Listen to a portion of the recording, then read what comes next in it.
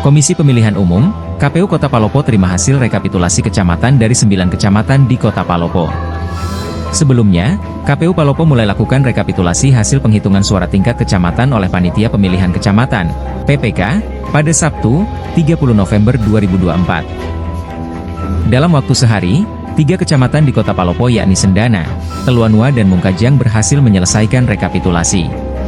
Pada hari kedua rekapitulasi hasil penghitungan suara tingkat kecamatan di 9 kecamatan di Kota Palopo rampung. PPK kemudian membawa kotak suara serta hasil rekapitulasi ke KPU Kota Palopo.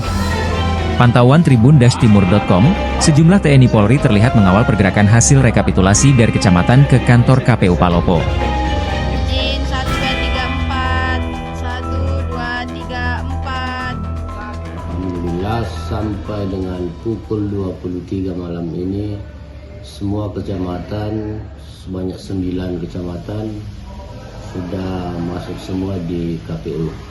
Berarti rekapitulasi kecamatan hanya berlangsung 2 hari ya Kak? Iya, 2 hari. Bahkan ada yang sudah selesai sebenarnya kemarin. Insya Allah kita akan melakukan rekap tingkat kota itu kita jadwalkan tanggal 3 Desember. Alhamdulillah dari semua proses yang ada di kecamatan, rekap di kecamatan, sampai saat ini belum ada untuk PSU. Secara keseluruhan alhamdulillah semuanya berjalan lancar tanpa ada hambatan. Kita sangat berterima kasih kepada semua pasangan calon, termasuk dari Bawaslu, teman-teman Panwascam, serta dukungan penuh dari pemerintah dan pihak pengamanan, dalam hal ini TNI Polri yang membackup kita dalam melakukan rekapitulasi.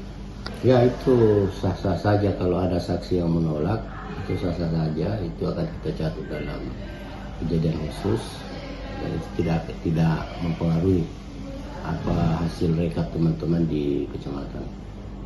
Download Tribun X sekarang, menghadirkan lokal menjadi Indonesia.